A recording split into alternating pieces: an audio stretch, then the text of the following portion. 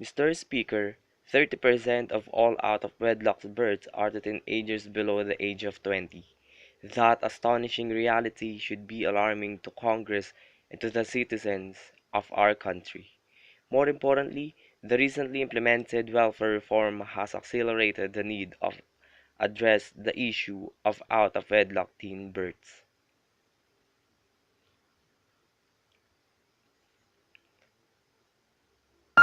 As we consider solution to this issue, we must keep in our mind that no other industrialized nation with the standards of living comparable to the United States has a problem of this dimension.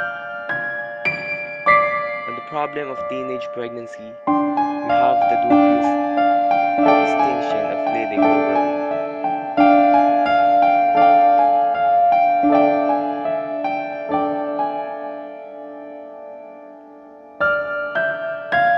It is, it is critical that our nation take a clear stand against the teen pregnancy and that this position be widely publicized.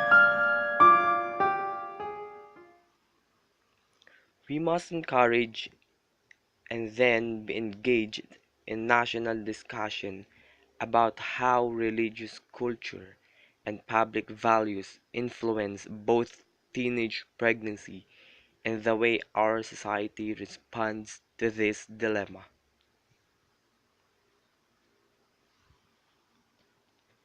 We must encourage and stimulate innovative solutions through local schools, churches, and civic groups, as well as local and state officials.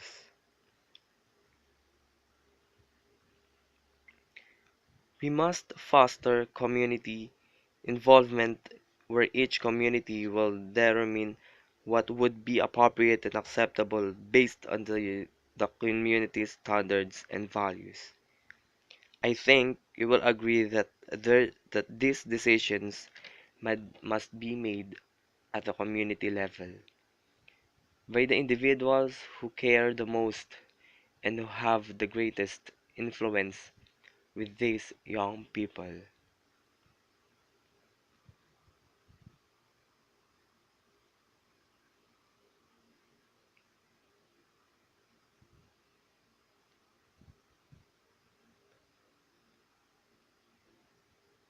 Your friends, classmates, parents, families, and even the churches, teachers, scout leaders, and community members who know these teenagers best will determine what kinds of programs their community should use to help their young people avoid becoming teen parents prematurely.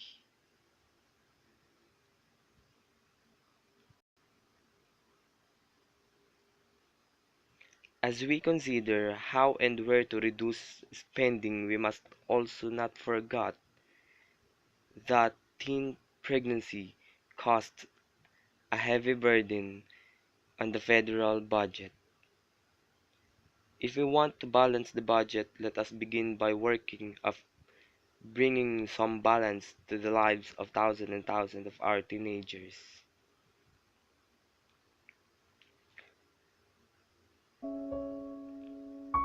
Once a teenager becomes pregnant, there is no good solution. There is pain in adoption. There is pain in abortion.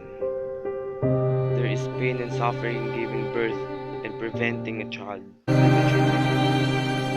The best solution is to prevent pregnancy. Young people who believe that they have a real future to risk have real incentives to delay pregnancy. This is why, when we demand responsible behavior, we have a reciprocal obligation to offer a real future beyond early parenting and poverty.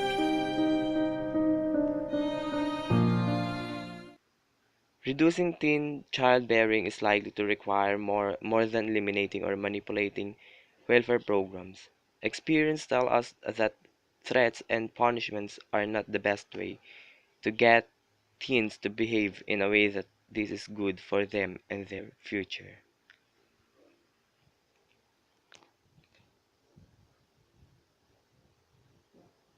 The most successful approach to reducing teen childbearing is to design policies and procedures that are targeted the encouragement positive development behavior through beneficial adult role models and job connections.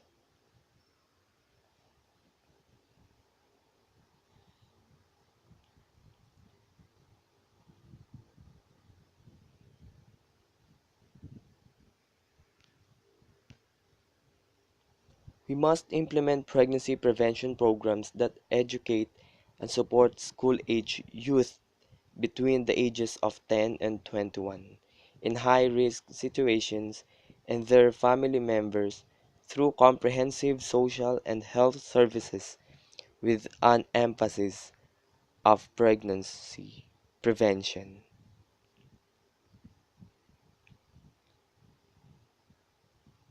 Devoting more resources to preventing teen pregnancy will not only save us money in the long run but will improve the lives, health, education, economic opportunities, and the well-being of these young people and their families, friends, and society.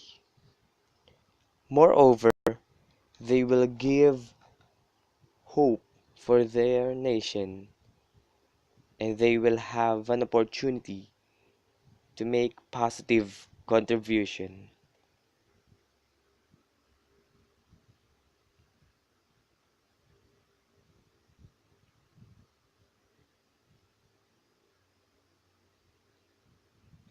Teenage pregnancy, it's not so easy.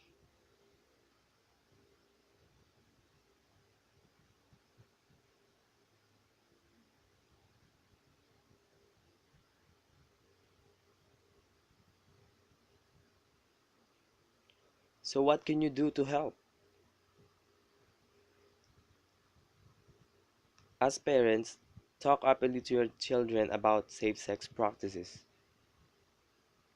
As society, remove the stigmas associated with honest discussions about sex. As educators, fight for a comprehensive sex education program in your school.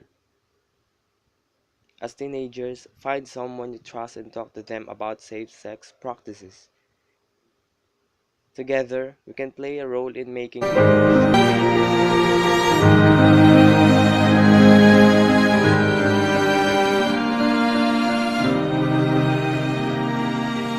help each other and stop teenage pregnancy.